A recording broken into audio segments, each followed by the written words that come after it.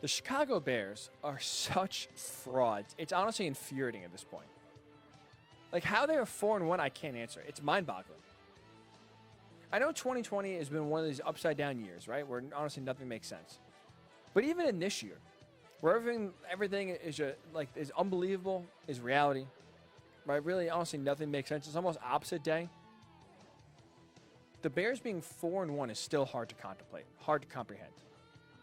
So despite on Thursday night playing the Buccaneers, where they were outgained by Tampa Bay, the Bears went just 3 of 10 on third down, and they rushed for a total of 35 yards in the entire game.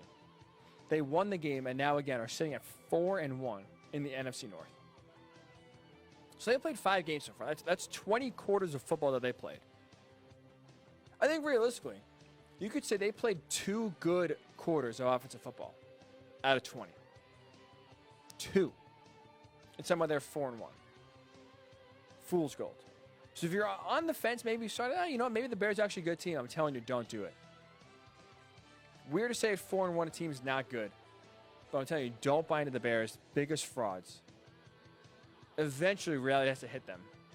Because somehow they're talking about smoke and mirrors. Richard Trubisky plays the quarter of his life against the Lions in the opener, save his job for just another game. Nick Foles plays the quarter of his life against the Falcons, but again, it's the Falcons, so they give away every single lead. And somehow, yet again, this team is 4-1. Unbelievable. Unbelievable. But we'll get to Sunday's action. How about those Browns? And it pains me to say this as a Colts fan, watching that game yesterday. Colts absolutely should have won that game. But I'll give credit to Cleveland. 4-1. Solid wins against the Cowboys and now against the Colts. They're 4-1 for the first time, literally in my lifetime. Since 1994, the year I was born. 26 years since the last time the Browns were 4-1. You know who's their head coach? Bill Belichick. Good old times. Good old times. First time, so good for you, Cleveland. 4-1. And they're doing it with the right scheme. With the right scheme. Their running game is solid. Kareem Hunt did a nice job yesterday filling in for Nick Chubb. Not the same, but still did a nice job. Baker looked really good in the first half. And he's fitting in nicely to this Kevin Stefanski offense. The play action is working really well for him. Getting him outside the pocket. Rolling him out. He looks at where he is most comfortable. Last year, Baker always looked uncomfortable. Didn't really know what he was doing. Didn't feel confident in the offense that was running. And now 5 games in, he looks comfortable. He looks in control, which is more important. And helping guiding this team to 4-1. So congratulations to you, Cleveland. Again, you beat Phillip Rivers. Not that easy to, not that hard to do, I should say. But hey, nonetheless, not taking anything away from you. 4-1, good for you, Cleveland. Enjoy it. Enjoy it. How about those Raiders? Raiders.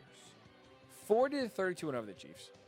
And honestly, to me, this game encapsulates the frustration that Raiders fans and even John Gruden that we see on the sideline has with Derek Carr. Because he shows you the potential that he could be a pretty good to above average quarterback. Throwing touchdown passes all over the yard, dropping dimes to Henry Ruggs yesterday. Honestly, out-dueling Patrick Mahomes in his own home stadium. Carr has talent to be a pretty good quarterback. He has the weapons to be a pretty good quarterback. And Henry Ruggs looks like a handful so far. Darren Waller is just unguardable because of his size. Josh Jacobs is great. This team has weapons to be successful. And they showed you the potential of how good they could be. So good for you, Las Vegas. This is a spunky team that I honestly can't put my finger on. They squeak out a win against the Panthers in week 1. They had a nice win over the Saints. They had a nice win over the Chiefs. But then again, they'll go in the tank. I know the Bills are a good team. Especially defensively, the Bills are a very good team. Nothing to take away from there. But they'll go in the tank sometimes. They'll lose some games and you have your head scratching saying, how do they lose those games? How do they just get out-competed? But they do. But great, solid, absolute win. Because I'll be honest, after that Ravens game on Monday night 2 weeks ago, the Chiefs looked invincible. I know it was only, I think at that point, 3 games in. I think, that was the 3rd game of the year. I legitimately started thinking about, could this team go 16-0? Could they go 19-0? Could they do something the Patriots couldn't do? Because they looked that good. They had so many weapons. It was so hard to slow them down. I legitimately, 3 games in, called premature. Obviously, it is premature.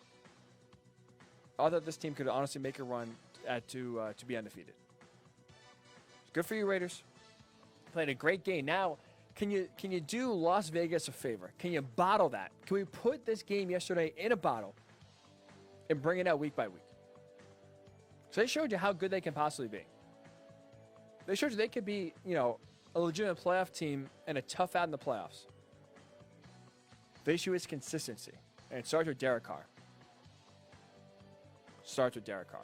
How about the feel-good story, not only of yesterday, but honestly, of 2020 so far in the NFL? A sight that, I'll be honest, I didn't think we'd see again. I don't think a lot of people thought we would see again, and that's Alex Smith on a football field. But yesterday that happened. Almost 2 years. A month short of 2 years that Alex Smith was last on the field. He did that E60 documentary basically highlighting just the struggles of him returning. What he had to go through, just to be able to walk again and save his leg.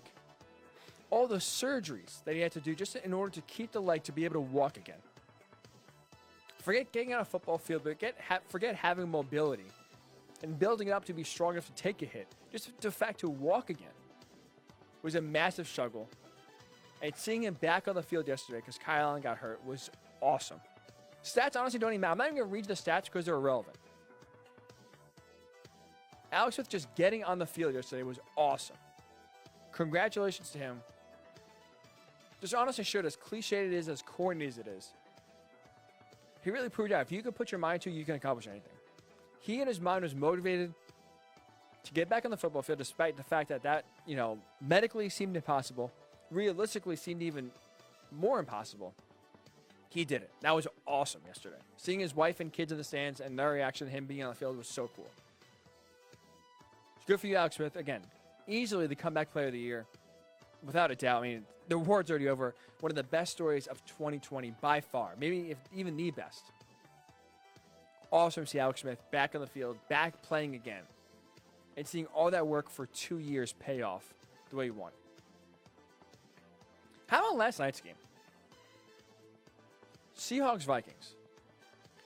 What I took out of last night's game, to be honest, was that Russell Wilson reminded me a lot of Patrick Mahomes and his Chiefs offense. And not through the physical talents, but here's what I mean by that. The Chiefs under Mahomes, with Andy Reid as the head coach, and how they've really been operating the last 3 years since Mahomes took over on a full-time basis. This is one of those teams you can't count out. You can't keep down for 4 quarters. And really your best bet is to just survive them. That's all you can do. You can't slow them down. You can't stop the Chiefs. You just got to survive and hope that you can score more points than them. Russell Wilson and the Seahawks offense did yesterday reminded me so much of the Chiefs, and here's what I mean by that. The offense struggled for the Seahawks for 3 quarters. They were shut out at halftime. They didn't convert a third down all game. Think about that. They were 0 of 7 on third down for the entire game. Didn't convert 1 third down. The Vikings ran essentially 30 more plays than the Seahawks did yesterday. The Vikings ran 83 offensive plays. The Seahawks only ran 52. They were outgained by 135 yards. So you would think, if I just read you this, they didn't convert a third down all game. The Vikings ran 30 more plays. They were outgained by 135 yards, and they're shut out at halftime. If I asked you to predict a score or how much the Seahawks lost by, you're saying 10, 14, maybe even 20 points. This could be easily a blowout. But what the Seahawks did is that exactly what the Chiefs do. As soon as you give them that breath of life, as soon as you open the door just a hair, just a crack, Mahomes and that offense kicks down the door and they take the game. And that's what Russell Wilson and the Seahawks did yesterday. The Vikings gave them a breath of life. Kirk Cousins turned the ball over. All of a sudden now there's a short field for Russell Wilson to work with. The Seahawks offense comes alive. In less than 2 minutes, they go from down 13-0 to up 21-13. Literally in a blink of an eye. Bang, bang, boom, one mistake, all of a sudden, here you go. You go from up 13, in control of the game, to you're down by 8 points playing catch-up. And the Vikings go for a 4th down and 1 to try to ice the game away. Right call. I like the call because guess what? You get 1 yard. You win the game. Despite the fact that you give yourself a chance to win the game, you get 1 yard, you win the game. And honestly, Alexander Madison, he ran inside. If you ran outside, it's 1st down. Game over. But you gave the breath of life to the Seahawks. 94 yards. Russell Wilson capitalized. It showed you why it's so hard to keep the Seahawks team down. And it reminded me so much of what Patrick Mahomes and the Chiefs accomplish routinely, week in and week out. You can't keep him down. You can't slow him down. You can stop him for a half. You can stop him for 3 quarters. But in that fourth quarter, you can't stop him for a full 60 minutes. We saw it with the 49ers. We saw it recently with the Chargers just a few weeks ago. It's an impossible task to keep down the Chiefs for a full 4 quarters. And as soon as you give them some sort of life, they capitalize. Same thing with Russell Wilson and the Seahawks this year. They moved to 5-0. And how about DK Metcalf, too? Another clutch touchdown catch in a massive moment. 2 touchdowns, 93 yards yesterday for Metcalf. Had that game-winning touchdown against the Cowboys a few weeks ago. Hauls in a game-winning touchdown. A tough catch, mind you, yesterday in traffic. There's a few seconds left on the clock to win that game for the Seahawks. So he's becoming a problem. He's becoming a real problem and someone that I honestly did not think he was going to be this good with. Ole Miss, I'm a big college football fan. I watch a lot of Ole Miss. I really thought DK Metcalf was one of these combine monsters where he looks massive, he can bench a lot, he can run really fast in a straight line. Where I didn't think that honestly capitalized to the field. Like he was no joke, no hyperbole. He was the 3rd wide receiver at Ole Miss last year there. Now, he had A.J. Brown there, and obviously we know A.J. Brown, a great receiver for the Titans, so taking some of his targets. He was even the 2nd leading receiver in Ole Miss that year. He was the 3rd leading receiver. So I thought he was one of those guys, one of those combine just caricatures almost. When you make this guy's body in the lab, he can bench press a massive, a lot. He can run really fast, but when it comes to running routes, comes to catching the ball, he just can't do it. But Metcalf has been a monster. Give a lot of credit to the Seahawks for not only hitting on him, but developing him and making DK now, really honestly, a legitimate threat. He is slowly already starting to become one of the best wide receivers in the game. There's comparisons to Randy Moss. There's comparisons to Terrell Owens. I'm not ready to go there just yet. But body-wise, body type-wise, he's a massive human being. He's a massive specimen. He runs really fast. Makes catches in traffic. He is already year number 2 in a massive problem. And that's only going to get better. Be on the lookout for DK Metcalf taking over the league.